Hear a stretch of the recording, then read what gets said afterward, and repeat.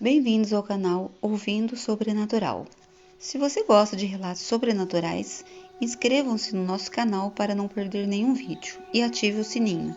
Deixe seu like e sua opinião nos comentários. Envie seu relato para o e-mail abaixo. Muito obrigada!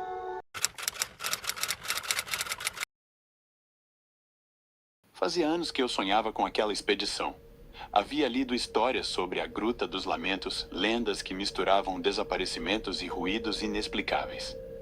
Eu nunca acreditei muito nessas superstições, e a ideia de explorar um lugar tão misterioso me empolgava mais do que assustava. Convidei alguns amigos, Júlia, Ricardo e Marcos, e logo estávamos com nossas lanternas, capacetes e cordas, prontos para descer na caverna. Ao entrarmos, senti uma mudança sutil no ar, como se algo se fechasse atrás de nós. Mas a adrenalina mantinha minha mente ocupada, e os outros pareciam animados também, rindo e provocando um ao outro. O túnel principal era escuro, quase silencioso, exceto pelos nossos passos ecoando. Cada som parecia se distorcer, e de vez em quando eu tinha a sensação de ouvir algo sussurrando ao longe. Após uns 40 minutos de caminhada, chegamos a uma câmara ampla, onde uma fenda estreita levava a um corredor que se estreitava cada vez mais. Decidimos arriscar, estávamos ali para explorar afinal. Passamos um por um, espremendo-nos pelo caminho apertado. Foi nessa hora que o clima mudou. Senti um arrepio gelado, algo que me fez estremecer e olhar para trás. Foi então que percebi. Ricardo não estava mais conosco. Ricardo! Chamamos, mas a única resposta foi o eco de nossos próprios gritos. Júlia sugeriu voltar, mas o túnel parecia se estender de um jeito estranho, como se estivéssemos andando em círculos. Cada vez mais, sentia que a caverna nos prendia, nos empurrava para o fundo, como se quisesse nos manter ali. Finalmente, encontramos um pequeno vão que levava a outra câmara. O ar ali era ainda mais denso, quase sufocante. Tentamos iluminar a escuridão, mas era como se as paredes sugassem a luz. De repente, ouvimos a voz de Ricardo. Pessoal, por favor, não me deixem aqui.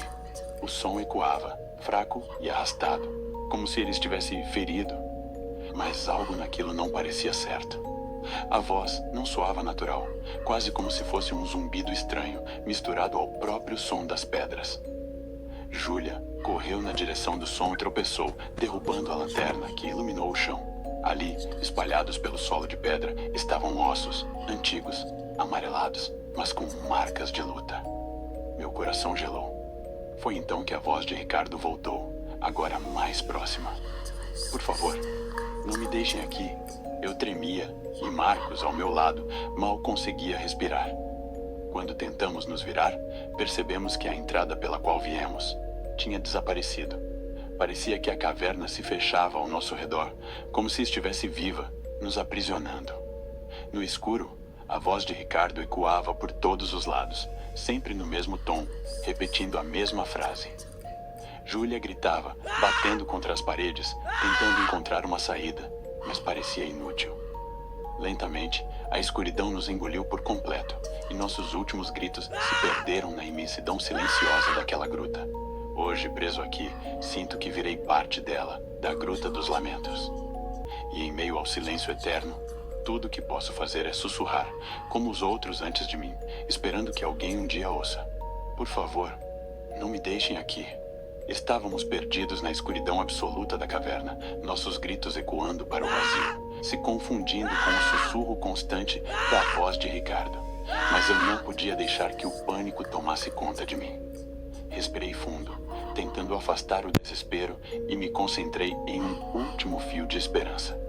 Vamos encontrar uma saída, murmurei, mais para mim mesmo do que para os outros. Eu tinha que acreditar nisso. Com a lanterna de Júlia já fraca, mas ainda funcionando, tentamos iluminar o espaço ao nosso redor. Tínhamos apenas sombras, mas havia algo nas paredes, marcas quase imperceptíveis, como se alguém tivesse riscado o caminho com unhas e pequenos pedaços de rocha. Apontei para as marcas, sentindo um arrepio gelado. Algum outro explorador perdido? Ou algo tentando nos guiar? Se seguimos essas marcas, talvez elas nos levem para fora, sugeri, tentando soar confiante. Júlia hesitou, seus olhos fixos em mim, brilhando de medo e esperança. Marcos assentiu lentamente. Não tínhamos outra escolha. Nos movemos devagar, em fila, a lanterna tremendo enquanto seguíamos as marcas, cada passo ressoando no silêncio pesado. As vozes começaram a se intensificar, ecoando mais próximas, como se a caverna inteira estivesse sussurrando em nossa direção. Tentávamos ignorá-las, focando apenas nas marcas riscadas na pedra. Mas a cada curva que dobrávamos, o ar parecia mais frio, mais denso, e o chão mais escorregadio. Nossos corpos estavam exaustos e doloridos, mas continuamos, movidos apenas pela vontade de sair dali. Depois de um tempo que parecia uma eternidade, vimos uma fraca luz à frente. A princípio, pensamos que era mais uma ilusão, mas a claridade persistia. Um filete de luz surgia entre as rochas, como uma pequena fresta para o mundo lá fora. A esperança explodiu dentro de nós. Nos apressamos, aliviados e desesperados. Mas havia algo bloqueando a passagem. Era um vão estreito, parcialmente obstruído por pedras que pareciam ter caído há muito tempo, talvez em algum desabamento antigo. Precisaríamos escalar e nos espremer para passar por ali, mas era a nossa chance. Marcos foi o primeiro a tentar, apertando o corpo pelo espaço apertado. Conseguimos empurrar algumas pedras, aumentando a fresta o suficiente para ele passar, seguido por Júlia. Eu ia ser o último, mas, ao me preparar para subir, ouvi de novo a voz de Ricardo, agora mais próxima e clara do que nunca. Não, me deixem. Era a voz dele, mas soava diferente, distorcida. Algo dentro de mim dizia para não olhar para trás, para não me demorar ali. Apenas subi e empurrei meu corpo pelo vão, enquanto sentia algo me observando. Algo que parecia respirar junto comigo, tão próximo que podia quase sentir seu toque. Finalmente, deslizei pelo último pedaço da rocha e caí no chão de pedra do lado de fora. Estávamos fora, sentindo o ar fresco da noite e o frio da terra. Olhamos para trás e vimos a entrada da caverna, escura e silenciosa, como uma boca que se fecha. Mas, naquele silêncio, ainda ecoava um murmúrio, quase um lamento, que parecia nos seguir, pairando no ar. Era a voz de Ricardo, baixa, repetindo como um eco perdido. Não, me deixem, aqui. E assim, deixamos a Gruta dos Lamentos para trás, mas nunca esquecemos. Porque toda vez que o vento soprava à noite, eu tinha a sensação de ouvir um sussurro ao longe.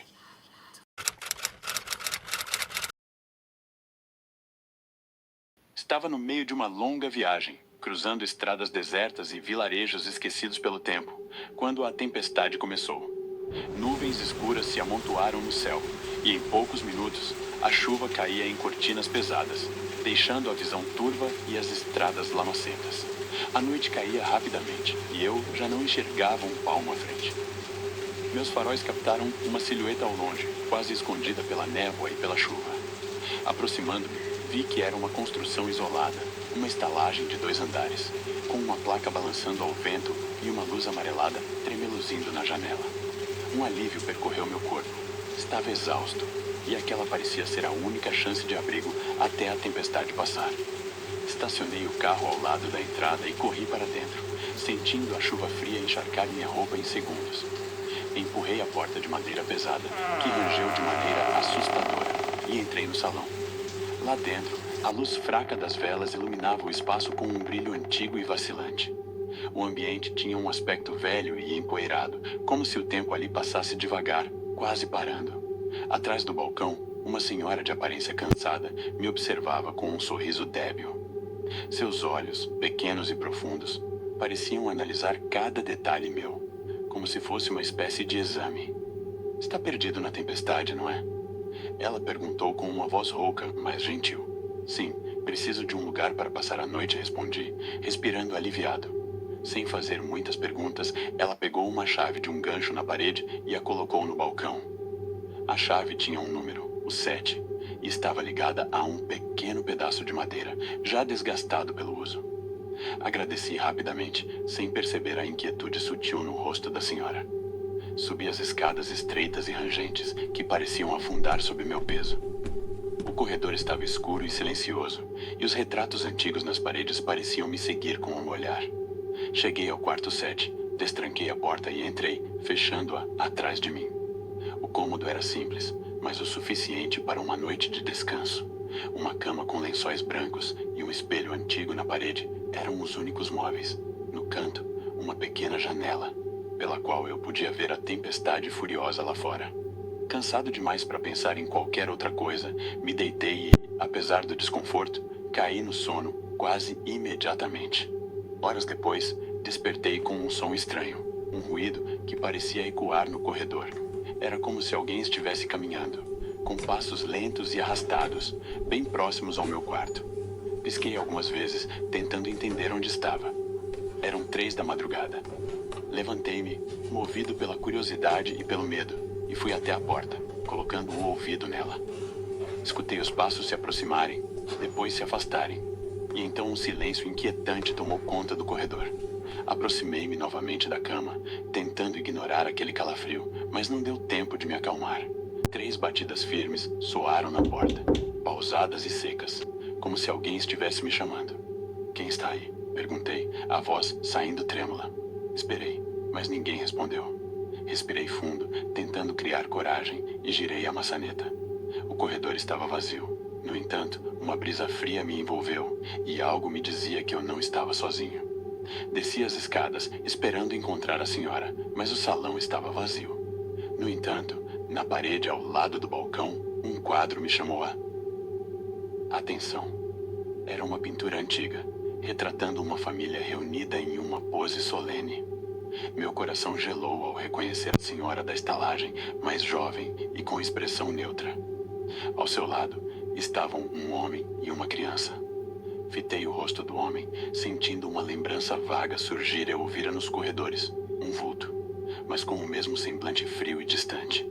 Senti uma presença atrás de mim, e ao olhar pelo espelho acima do balcão, vi o reflexo da senhora e de seus familiares. Eles estavam ali, me observando, imóveis, com um olhar que era ao mesmo tempo triste e vazio.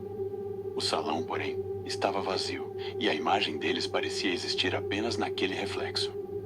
Eu estava arrepiado. A realidade parecia se misturar com um pesadelo.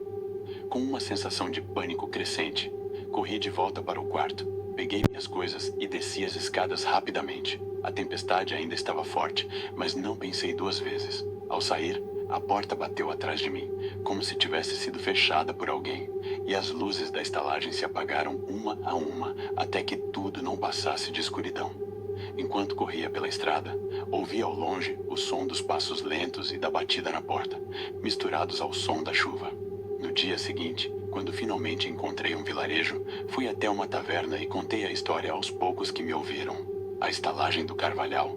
perguntou um senhor com olhos arregalados. "Ela pegou fogo há mais de 30 anos. A família que a mantinha morreu lá dentro. Dizem que, em noites de tempestade, viajantes ainda veem a luz das velas acesas. Nunca mais retornei àquela estrada, mas ainda guardo comigo a lembrança daquela noite. E de vez em quando, em sonhos ou na escuridão de minha própria casa, sinto que eles estão por perto, como se ainda me chamassem para voltar."